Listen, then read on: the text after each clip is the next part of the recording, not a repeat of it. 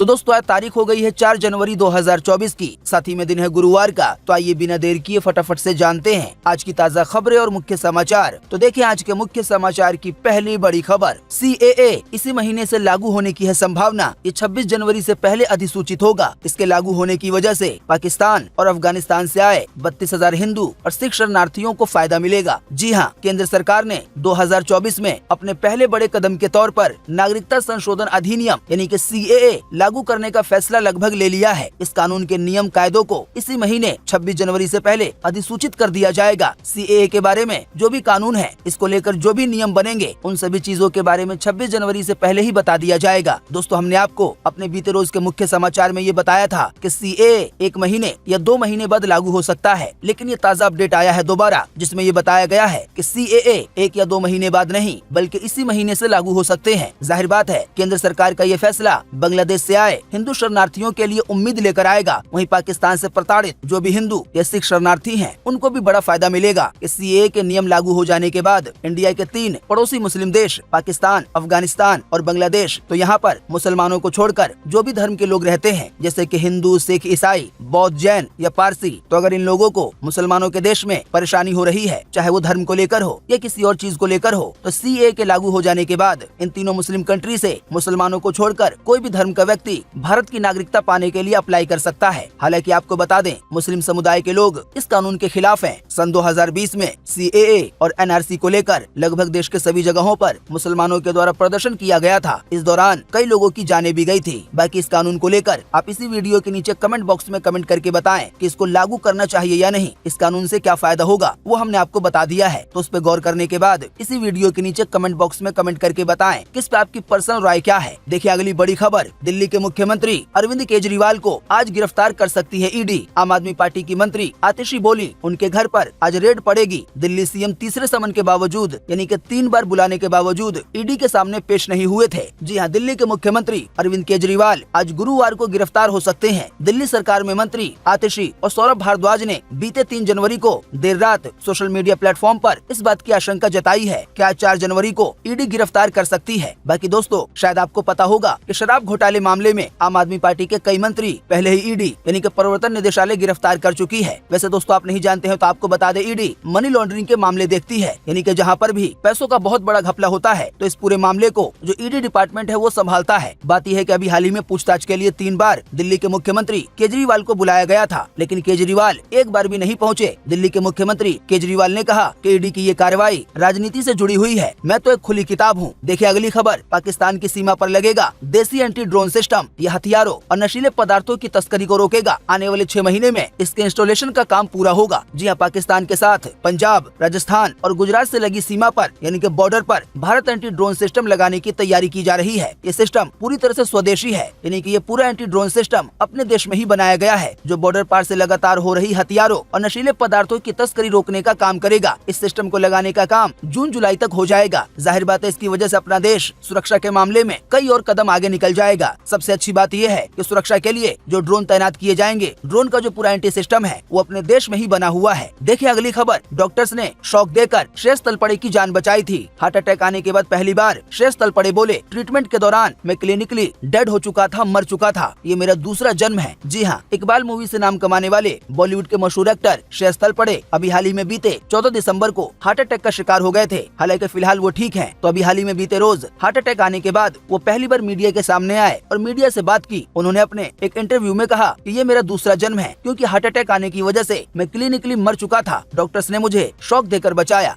देखिए अगली खबर, दुनिया के हर कोने में मिलेगा super fast internet. Elon Musk ने लॉन्च की है पहली सैटेलाइट। जी हाँ, दुनिया के सबसे अमीर आदमी एलन मस्क की कंपनी स्टारलिंक फास्ट इंटरनेट की सर्विस देने के लिए सैटेलाइट का यूज करने वाली है। यानी अब सैटेलाइट की मदद से ग्राहकों को सीधा नेटवर्क मिलेगा और इसकी वजह से बहुत तेज इंटरनेट की सुविधा मिलनी भी आसान हो जाएगी। जाहिर बात है अभी हाल ही में कुछ महीने पहले जब एलन मस्क ने इस बात की घोषणा की थी तो नेटवर्क कंपनियों की चिंता बढ़ गई थी। यानी कि जो टेलीकॉम कंपनियां हैं, चाहे वो अपने देश का एयरटेल हो, जियो हो या दूसरे देश में जो और कंपनियां चलती हैं वो हो। लेकिन फिलहाल ताज़ा जानकारी के मुताबिक बीते मंगलवार को स्टारलिंक कंपनी का सैटेलाइट का पहला बैच लॉन्च हो चुका है। तो इसी के बाद बीते मंगलवार को एलन मस्क ने ऐलान करते हुए ये कहा कि 6 सैटेलाइट को डायरेक्ट टू सेल कैपेबिलिटी के उद्देश्य से भेजा जाएगा। इसकी मदद से ग्लोबली कनेक्टिविटी मिलने वाली है, यानी कि दुनिया भर को। और कई ऐसे इलाके हैं जहां पर नेटवर्क की समस्या रहती है, वहां पर भी नेटवर्क आएगा। वहीं एलन मस्क ने जोर देते हुए ये कहा कि इसकी मदद से दुनिया के किसी भी कोने में आसानी से नेटवर्क मिल पाएगा। कुल मिलाकर आसान शब्दों में कहें तो सैटेलाइट इंटरनेट को लेकर जो अभी तक बातें चल रही थी वो जल्द ही सच होने वाला है। एलन मस्क की कंपनी ने सैटेलाइट का पहला बैच लॉन्च कर दिया है और खुद एलन मस्क ने भी ये कह दिया है कि जल्द ही पूरी दुनिया को सैटेलाइट इंटरनेट की सुविधा मिल सकेगी। वहीं दोस्तों आपको बता दें, एलन मस्क की कंपनी अपने भारत में सैटेलाइट के द्वारा इंटरनेट की सर्विस देने के लिए भारत सरकार के साथ मिलकर कागजी कार्रवाई पूरा कर रही है। तो आने वाले दिनों में इस सुविधा का फायदा आपको भी होगा। देखें ऐसी ही एक और खबर, एलन मस्क के फॉल्कन 9 रॉकेट से लॉन्च होगा भारतीय सैटेलाइट,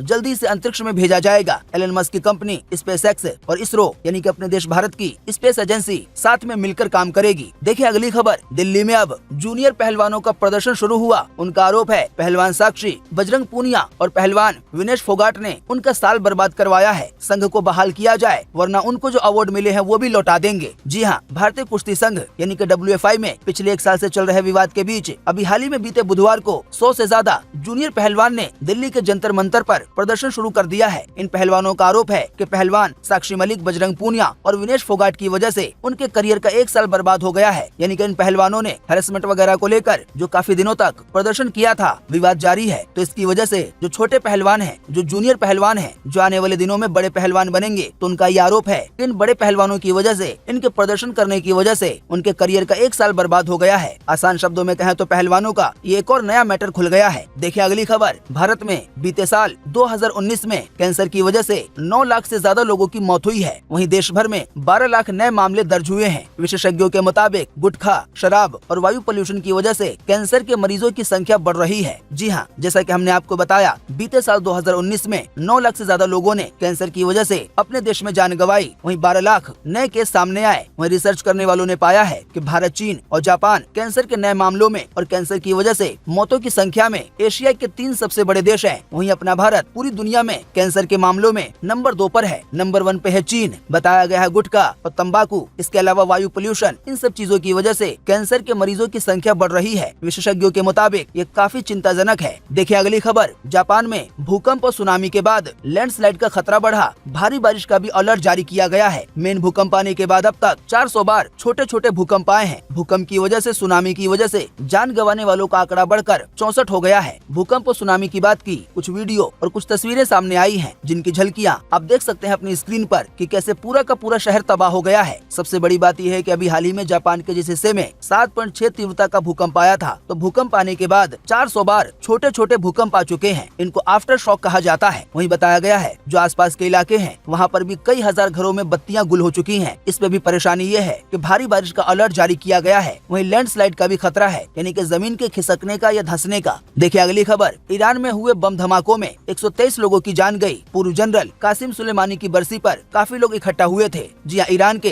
केरमन शहर में बीते बुधवार को 2 बम धमाकों में 103 लोगों की जान जा चुकी है। वहीं 141 लोग घायल हुए हैं। ये धमाके ईरान की सेना के पूर्व जनरल कासिम सुलेमानी के मकबरे पर यानी कि कब्र के पास हुआ। बात यह है कि बीते बुधवार को कासिम सुलेमानी की मौत की चौथी बरसी थी। आपको बता दें, कासिम सुलेमानी को 2020 में अमेरिका और इजराइल ने बगदाद में एक मिसाइल अटैक में मार गिराया था। देखिए अगली खबर, पीएम मोदी बोले देश में मोदी की गारंटी की चर्चा है। वहीं कहा केरल में कांग्रेस लेफ्ट ने महिलाओं को कमजोर माना, लेकिन हमने लोकसभा विधानसभा में महिलाओं को आरक्षण दिलाया, उनकी सीटें पक्की करवाई। जी हाँ, पीएम मोदी ने अभी हाल ही में एक सभा को संबोधित करते हुए कहा, एक भाषण देते हुए कहा कि अभी पूरे देश में मोदी की गारंटी की चर्चा है। यानी कि जो हमारी योजनाएं हैं, चाहे वो घरेलू गैस सिलेंडर को लेकर उज्ज्वला योजना हो या पीएम किसान सम्मान निधि योजना हो, चाहे वो राशन की सुविधा हो, जिसका अभी हाल ही में ऐलान किया गया कि आने वाले 5 साल तक देश भर के 80 करोड़ से ज्यादा गरीबों को हर महीने मिलने वाला राशन 5 साल तक बिल्कुल फ्री में मिलता रहेगा, चाहे ये वाली योजना हो। तो अभी हाल ही में पीएम मोदी का ये भाषण आया है। देखिए अगली खबर, पीएम मोदी को लेकर देखें एक और खबर कि प्राण प्रतिष्ठा के दिन उपवास रखेंगे पीएम मोदी। वहीं सरयू नदी में स्नान भी कर सकते हैं। वहीं राम मंदिर को लेकर एक बड़ा अपडेट आ रहा है कि राम मंदिर के 42 दरवाजों पर 100 किलो सोना लगाया जाएगा। आपको बता दें, अभी इस समय 10 ग्राम 24 कैरेट सोना 63,000 रूपए के आसपास है। तो आप इस भाव के हिसाब से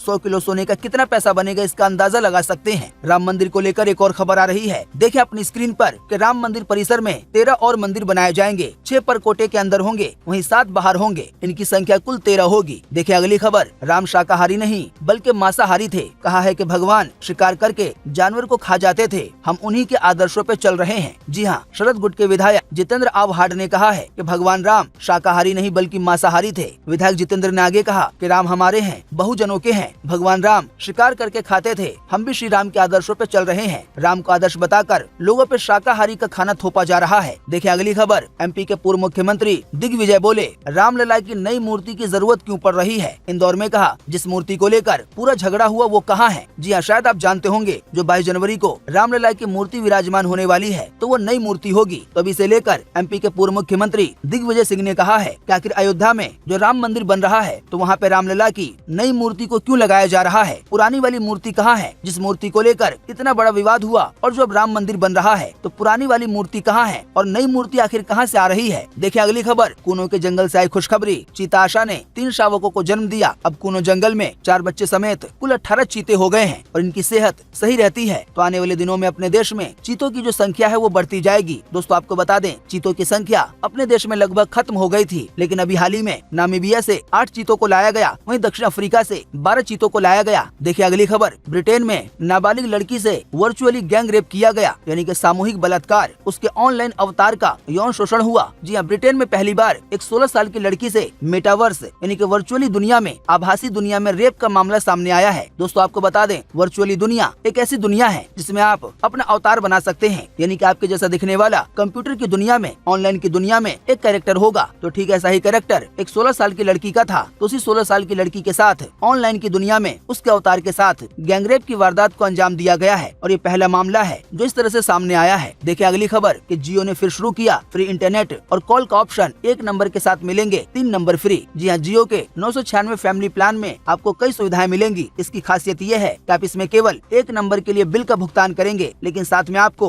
3 एड ऑन सिम मिल रहे हैं। आसान शब्दों में कहें तो आप बिल भरेंगे 1 सिम का, लेकिन बाकी 3 सिम पर आप पहले वाले सिम से सुविधा लेकर डेटा की या कॉल की उसको इस्तेमाल कर पाएंगे। यानी कि अगर आप 996 वाला फैमिली प्लान लेते हैं जियो का और उसमें आपको जो भी सुविधा मिलती है तो आप उसको बांट सकते हैं 3 और नंबर पर। तो ऐसे में अगर आप 1 सिम के लिहाज से देखें तो 1 सिम पे खर्च केवल 249 रूपए आएगा। इस प्लान में कुल 115 GB डेटा दिया जाता है, साथ ही में नेटफ्लिक्स और अमेजन प्राइम की सुविधा भी मिलती है। तो एनबीटी द्वारा इसी प्लान के बारे में कहा गया है कि जियो ने फिर से फ्री इंटरनेट और कॉल का ऑप्शन शुरू किया है। देखिए अगली खबर के लखनऊ में बन रही बिल्डिंग गिरी, इसका वीडियो हो रहा है वायरल, इसकी झलकियां आप भी देख सकते हैं। देखिए अगली खबर, 7 अक्टूबर के हमलावर नहीं बचेंगे, इजराइल के मोसाद के चीफ बोले किसी भी चैलेंज के लिए हम तैयार हैं। वहीं एक और बड़ा अपडेट आ रहा है कि अभी हाल ही में तुर्की में 33 इजरायली जासूस को गिरफ्तार किया गया है। देखिए अगली खबर, कॉफी विद करण 8 के फाइनल गेस्ट होंगे आमिर खान और किरण। तलाक के बाद दोनों पहली बार किसी शो में साथ नजर आएंगे। आने वाले 18 जनवरी को यह एपिसोड स्ट्रीम होगा। तो दोस्तों उम्मीद करते हैं कि आज की इस वीडियो से आपको काफी कुछ जानकारी मिली होगी। हम बस इसके बदले में आपसे इतना ही चाहते हैं कि आप इस वीडियो को लाइक कर दें और शेयर कर दें, क्योंकि आपका लाइक और शेयर करना ही होता है हमारी मेहनत का फल। वीडियो देखने के लिए आपका बहुत बहुत धन्यवाद। Thanks for watching.